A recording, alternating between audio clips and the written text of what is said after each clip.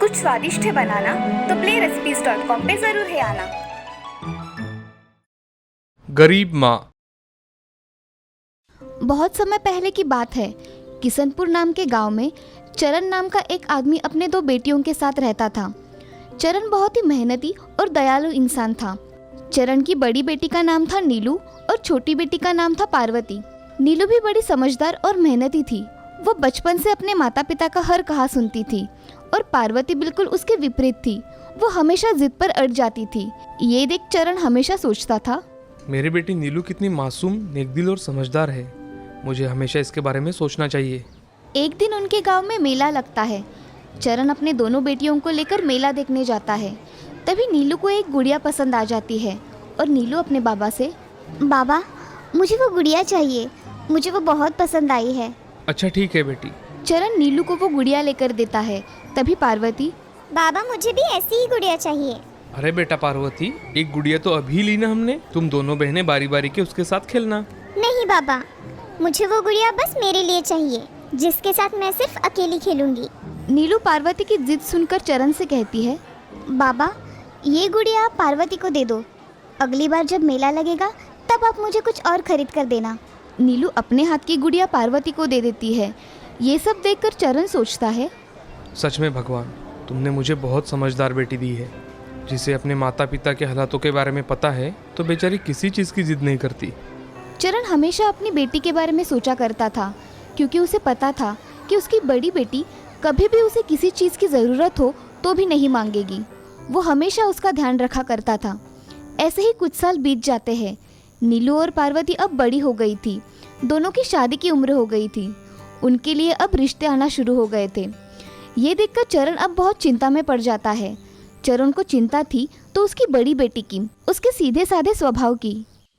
ससुराल जाकर अगर मेरी बेटी को अच्छी सास नहीं मिली तो मेरी बेटी तो घुट घुट कर मर जाएगी, पर मुझे कभी कुछ नहीं बताएगी। नहीं नहीं, मुझे नीलू के लिए एक अच्छा परिवार ढूंढना पड़ेगा।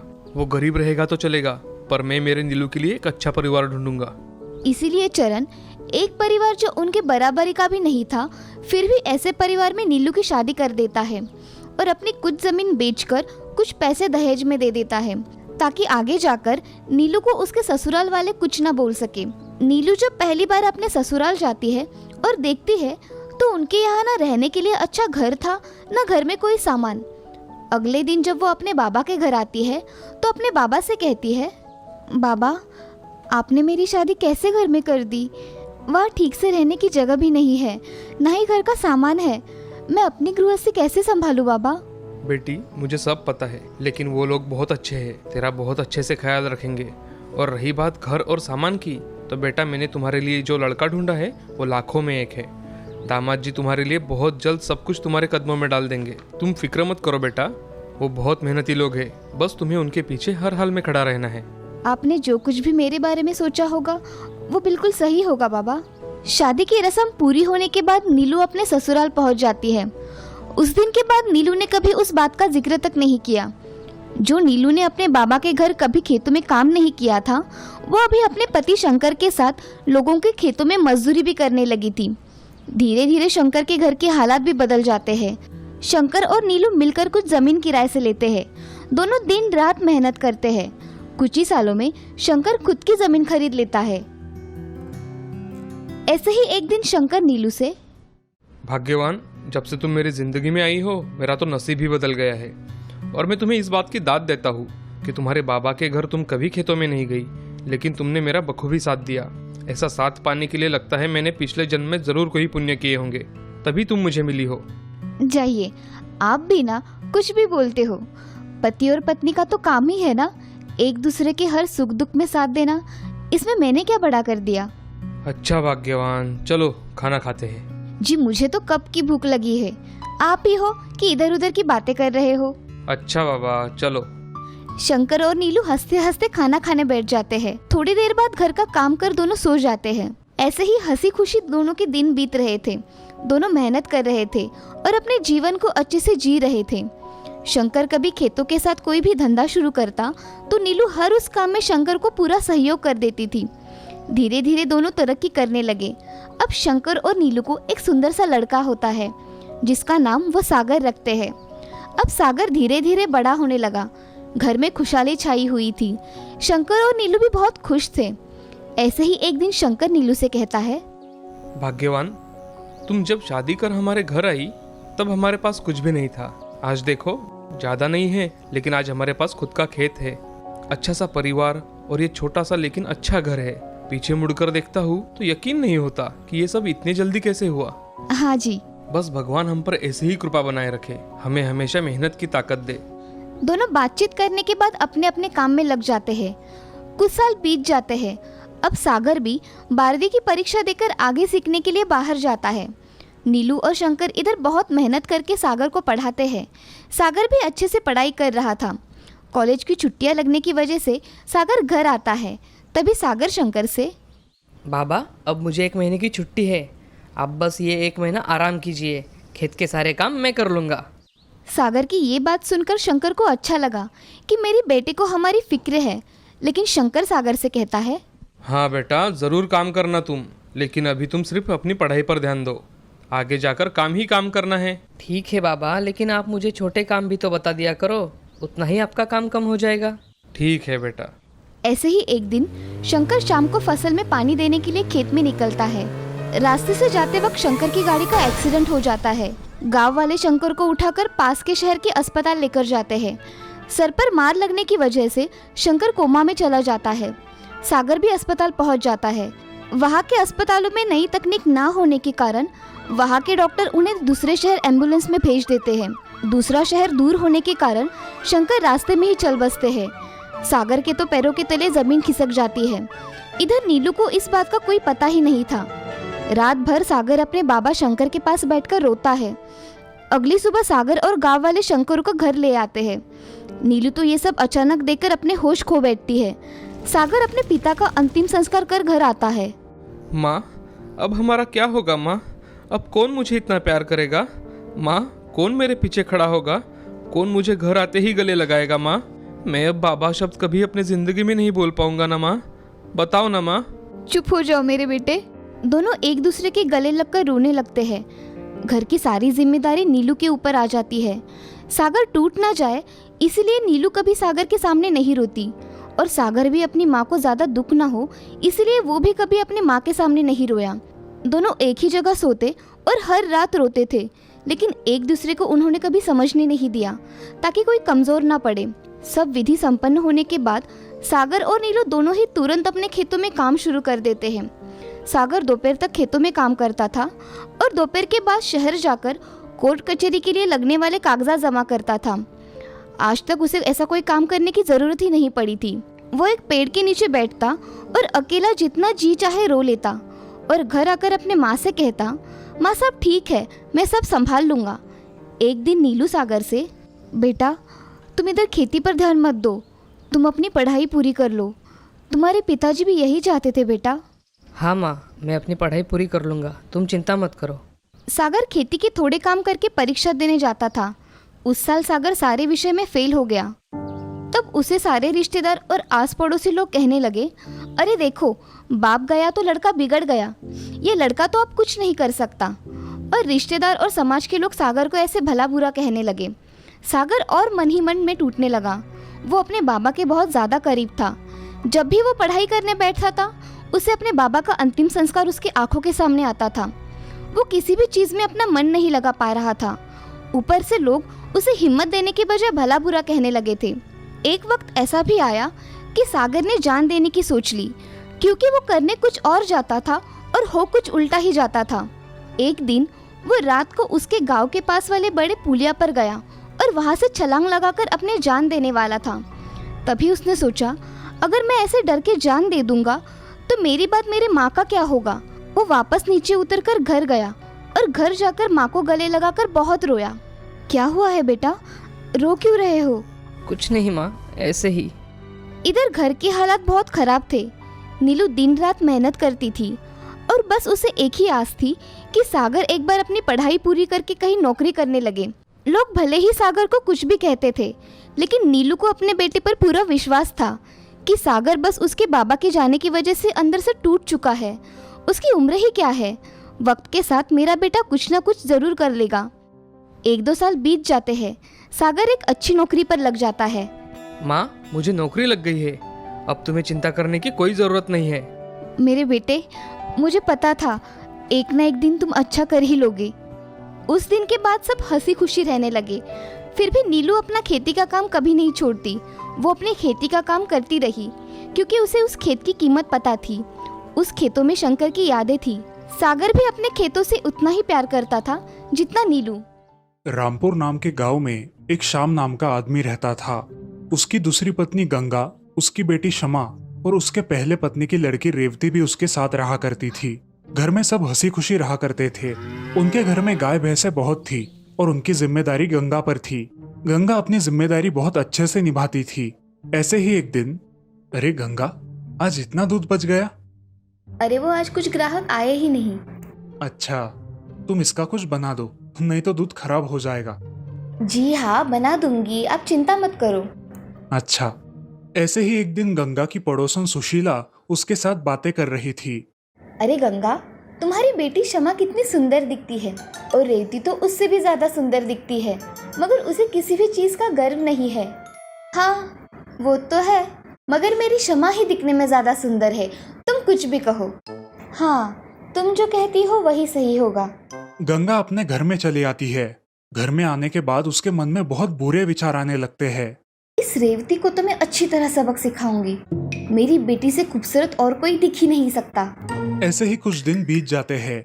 गंगा रेवती के सौंदर्य की वजह से उसे बहुत भला बुरा कहती थी। उसे बहुत सारा काम करने को देती थी। बेचारी रेवती सारा काम करती थी। ऐसे ही एक दिन बहुत सारा काम करके वो थक गई थी और सोने जा रही थी। तभी वो अपने माँ के कमरे के पास गई और मन ही मन बोली, माँ, तुम मेरे साथ ऐसा क्यों कर रही हो पता नहीं, मगर तुम मेरी माँ हो, इसलिए मैं तुम्हारी सारी बात मान लेती हूँ। ऐसा कहकर वो वहां से निकल ही रही थी कि तभी उसकी नजर उसके पैर के पास पड़े एक सांप पर गई। वो जोर से चिल्लाई और तभी वो सांप जाकर उसकी सौतेली माँ को काट लेता है। सांप के काटते ही गंगा नींद से उठ जाती है और बहुत डर जाती है। माँ, तुम्हें सांप ने काटा है, मैंने अभी देखा है, वो वहाँ गया है। अब मैं क्या करूँ? मैं अब जिंदा नहीं बचूंगी। हे भगवान, बचा ले मुझे।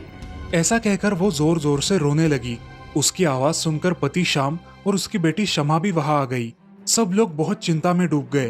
तभी रेवती ने अपने माँ के पैर को एक कपड़े से बहुत पक्का बांध दिया और जहाँ उस सांप ने काटा था वहां अपना मुंह लगाकर खून चूसने लगी। वो खून बाहर थूककर निकालने लगी। धीरे धीरे रेवती बेहोश हो जाती है और उसी के साथ गंगा भी बेहोश हो पड़ती है। हे राम, अब मैं क्या करूं? मेरी मदद करो भगवान। ऐसा कहकर श्याम बहुत घबरा जाता है और अपने पड़ोसी मित्र रंगा के पास मदद मांगने जाता है। रंगा, मेरी पत्नी को सांप ने काट लिया है और उसके पैर को रेवती ने चूस लिया, इसलिए अब वो भी बेहोश हो गई है। मेरे साथ चलो, हम उन्हें अस्पताल लेकर जाते हैं। हाँ हाँ चलो। रंगा और श्याम उसके घर गए और उन दोनों को उठाकर अस्पताल लेकर आए। अस्पताल में डॉक्टर ने कहा, इनको सांप ने काटा है, इनका जल्द ही इलाज करना पड़ेगा। हाँ डॉक्टर, मेरी पत्नी और बेटी दोनों को बचा लीजिए। जी। ऐसा कहकर श्याम और रंगा बाहर खड़े रहते हैं। रेवती और गंगा को अस्पताल में इलाज के लिए दाखिल कर लिया जाता है। श्याम बहुत चिंता में पड़ जाता है। ऐसे ही थोड़ी देर बाद डॉक्टर बाहर आते हैं। इनके पति कौन है और पिताजी? हाँ डॉक्टर साहब, वो मेरी लड़की है, उसने अपने माँ की जान बचाई है। हाँ, अब वो दोनों खतरे से खाली है, उस लड़की ने उनकी जान बचाई है। क्या हम उन्हें मिल सकते हैं? जी हाँ, अब आप उनको मिल सकते हैं। धन्यवाद डॉक्टर साहब। जी। ऐसा कहकर डॉक्टर वहां से चले जाते हैं। शाम गंगा और रेवती को देखने के लिए अंदर कमरे में जाता है। तभी गंगा आंखें खोलती है। अजी, मुझे तो सांप ने काटा था ना? हाँ गंगा, तुम्हें सांप ने काटा था और तुम दोनों बेहोश थी, लेकिन अब तुम खतरे से बाहर हो। और थोड़ी देर हो जाती तो न जाने क्या हो जाता। कौन दोनों? तुम और रेवती। रेवती ने तुम्हारी जान बचाई है गंगा, जिसका तुम हमेशा तिरस्कार करती आई हो। मुझे माफ कर दीजिए, मुझसे मेरी बच्ची को पहचानने में बड़ी गलती हो गई। अब तुम आराम करो। तभी रेवती को भी होश आता है। होश आते ही वो अपने माँ के बारे में पूछती है। माँ कैसी है पिताजी? उसे कुछ हुआ तो नहीं ना? ये सुनकर गंगा की आंखें भर आई। वो उठकर रेवती के पास आई। मेरी बच्ची, मुझे माफ़ कर दो, मैंने तुम्हें बहुत भला बुरा कहा। नहीं माँ, तुम तो मेरी प्यारी माँ हो। गंगा को अपने बर्ताव पर शर्मिंदगी महसूस हुई और उस दिन के बाद उसने अपनी बेटी से सौतेला व्यवहार करना बंद कर दिया। 2 दिनों बाद उन्हें अस्पताल से छुट्टी मिल गई और वे दोनों घर आकर खुशी खुशी एक साथ रहने लगी।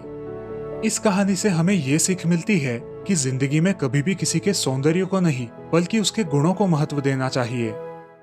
मलकापुर नाम के गांव में रमेश नाम का एक आदमी अपनी पत्नी निर्मला और बेटे शिरीष के साथ रहता था। उसका बेटा शिरीष बहुत होशियार और होनहार था। स्कूल में हमेशा अव्वल आया करता था। ऐसे ही एक दिन रमेश को स्कूल के टीचर ने स्कूल में बुलाया। नमस्ते मास्टर जी, क्या बात है, आपने मुझे बुलाया? शिरीष ने कुछ किया है क्या? अरे नहीं नहीं, आपके बेटे ने कुछ नहीं किया। आपके बेटे को स्कॉलरशिप मिली है, वो भी 10वीं कक्षा तक। अब आपको उसकी फीस नहीं भरनी पड़ेगी। और हाँ, वो स्कूल में अव्वल आया है। इस शनिवार को उसका सत्कार है, आप जरूर आइएगा। जी मास्टर जी, मैं जरूर आऊंगा। अब मैं चलता हूँ मास्टर जी, काम पर जाना है। ऐसा बोलकर रमेश वहां से चला जाता है और अपने घर जाकर अपनी पत्नी निर्मला को ये खुश खबर सुनाता है। अरे सुनती हो निर्मला, हमारे बेटे का पहला नंबर आया है और उसे स्कॉलरशिप भी मिली है। सच कह रहे हैं आप? मेरा बेटा बड़ा होशियार है। रमेश काम पर निकल जाता है और काम से जल्दी घर आता है। घर आकर शिरीष के आने का इंतजार करने लगता है। कुछ देर बाद शिरीष घर आता है, लेकिन उसका मुंह लटका हुआ होता है। ये देखकर उसके माँ और पिताजी परेशान हो जाते हैं। क्या हुआ है बेटा तुम्हें? तुम्हारा चेहरा क्यों उतरा हुआ है? मैंने रास्ते में एक छोटी बकरी को पकड़ के लेके जाते हुए देखा। वो बहुत अच्छी थी, लेकिन वो रो रही थी। बेटा, किसी कारणवश उसके मालिक ने बेच दिया होगा। नहीं पिताजी, वो बहुत खूबसूरत थी। मुझे वो बकरी बहुत पसंद आई। क्या आप मुझे वो बकरी लाकर दोगे? मगर तू उस बकरी को पहचानेगा कैसे? मैं पहचान लूंगा पिताजी, आप सिर्फ मेरे साथ चलिए। रमेश और शिरीष दोनों बाहर जाते हैं। वो वहां जाते हैं जहां वो बकरी बेची जा रही थी। पिताजी, वो देखिए, वही बकरी है जो मुझे चाहिए। कौन सी? वो सफेद वाली? हाँ पिताजी, मुझे वही बकरी चाहिए। अच्छा, तू यहाँ रुक, मैं उनसे बात करके आता हूँ। रमेश बकरी बेचने वाले के पास जाता है और उससे बात करता है। मेरे बेटे को ये बहुत पसंद आई है, क्या मैं इसे खरीद सकता हूँ? हाँ भाई साहब, आप इसे खरीद सकते हो, मगर इसका कुछ फायदा नहीं। ये लंगड़ी है और दूध भी नहीं देती। अरे कोई बात नहीं, मेरे बेटे को पसंद आई है, यही काफी है। क्या कीमत है इस बकरी की? जी 3000 रुपए। मेरे पास इतने पैसे नहीं है, मैं आपके थोड़े थोड़े करके चुका दूंगा, चलेगा? रमेश भाई साहब, आप लेकर जाइए, थोड़े थोड़े करके दे देना। रमेश उस बकरी को अपने साथ लेकर घर आता है। उनका बेटा शिरीष अब बहुत खुश हो गया था। अब खुश हो ना मेरे बच्चे? अब इस बकरी को हमारे साथ ही रखेंगे, मगर इसे किस नाम से बुलाएंगे हम? इसका नाम हम चंपा रखेंगे। बहुत ही अच्छा नाम है इसका। चलो अब इसे कुछ खिलाते हैं। रमेश बकरी के लिए अच्छी ताजी घास काट कर लाता है। शिरीष को चंपा से बहुत लगाव हो गया था। वो उसकी अच्छे से देखभाल करता था। अब चंपा भी उनके घर के एक सदस्य की तरह रहने लगी थी। ऐसे ही एक दिन, निर्मला, चंपा के उस दुकानदार को पैसे देने हैं, वो मैं कैसे दूंगा? आप चिंता मत करो, कुछ ना कुछ इंतजाम हम कर लेंगे। अब रमेश बड़ी परेशानी में डूब गया था। वो हद से ज्यादा काम करने लगा था, जिस वजह से उसकी तबीयत भी खराब होने लगी थी। एक दिन वो बीमार पड़ गया। अजी, आपको क्या हुआ है? आपकी तबीयत जरा खराब लग रही है। हाँ, थोड़ी थकावट लग रही है, मैं थोड़ा आराम कर लेता हूँ। ये सब चंपा और शिरीष देख रहे थे। अरे चंपा, देखना मेरे पिताजी को क्या हुआ है। अरे निर्मला, उस बकरी वाले रंगा का कर्जा मैं कैसे चुकाऊं? आप मेरे गहने गिरवी रखकर उसके बदले में जो भी पैसे आएंगे उसे रंगा का कर्जा भर दीजिए। चंपा ये सारी बातें सुन रही थी। उसने मन ही मन भगवान से प्रार्थना की। हे भगवान, मुझे कोई ऐसा वरदान दो जिससे मैं इन लोगों की मदद कर सकूं। ऐसा बोलकर चंपा रोने लगती है। तभी वहाँ भगवान प्रकट होते हैं। चंपा, तुम्हारी भक्ति से मैं प्रसन्न हूँ, मांगो तुम्हें क्या चाहिए। हे भगवान, मुझे कोई ऐसा वरदान दो जिससे मैं इन लोगों की मदद कर सकूं। चंपा, मैं तुम्हें वरदान देता हूँ कि जब भी तुम चाहोगी तुम्हारे मुंह से एक हीरा निकाल सकती हो और उससे किसी की भी मदद कर सकती हो। भगवान, आपका बहुत बहुत धन्यवाद। तथास्तु। ऐसा कहके भगवान वहां से गायब हो जाते हैं। चंपा मन ही मन भगवान का स्मरण करके अपने मुंह से एक हीरा बाहर निकालती है। हीरा निकालने के बाद वो जोर जोर से आवाज करने लगती है। उस आवाज से उसके पास ही सोया शिरीष उठकर खड़ा हो जाता है और चंपा के पास जाकर देखता है। उसे वहां एक चमकीला पत्थर नजर आता है। वो उस पत्थर को उठाता है। चंपा, ये पत्थर कहाँ से आया? शायद किसी ने फेंका होगा। मैं पिताजी को दिखाता हूँ। ऐसा बोलकर शिरीष वो हीरा घर में लेकर जाता है और उसके पिताजी को दिखाता है। पिताजी, ये देखिए क्या है, अजीब सा पत्थर। अरे शिरीष, ये तूने कहाँ से लाया? पिताजी, ये चंपा के पास पड़ा था, मैंने उठाकर आपके पास लाया। अरे बेटा, ये पत्थर नहीं, ये हीरा है, हीरा। इसे सोनार के पास जाकर बेचूंगा तो बहुत पैसे मिलेंगे, लेकिन ये तुम्हें हमारे घर में कैसे मिला? जाने दो, सुबह देखेंगे। अब तुम सो जाओ। अगली सुबह रमेश उस हीरे को लेकर सोनार के पास जाता है। उसे उस हीरे के बदले बहुत अच्छे दाम मिलते हैं। सबसे पहले जाकर वो रंगा का कर्जा चुका देता है और बचे हुए सारे पैसे घर लेकर आता है। अरे निर्मला, सुनती हो? कल रात जो शिरीष लेकर आया था ना, वो पत्थर नहीं, सच में हीरा था। मैंने उसे बेच दिया और आए हुए सारे पैसों से रंगा का कर्जा भी चुका दिया। लेकिन निर्मला, इतना महंगा हीरा चंपा के पास कैसे था और अभी तक हमें नहीं मिला? इतना महंगा हीरा चंपा के पास कैसे आया? चलो उससे पूछते हैं। वो दोनों अपने आंगन में बंधी हुई चंपा के पास जाते हैं और उससे बोलते हैं, अरे चंपा, तुम्हें तो पता ही होगा ना कि ये हीरा तुम्हें कहाँ से मिला? मुझे सब पता है, ये सब मैंने ही किया है। मुझे भगवान से वरदान मिला है कि तुम तुम्हारी इच्छा अनुरूप किसी को भी हीरा दे सकती हो, इसीलिए मैंने एक हीरा आप लोगों को दिया। चंपा, तुम बोल भी सकती हो?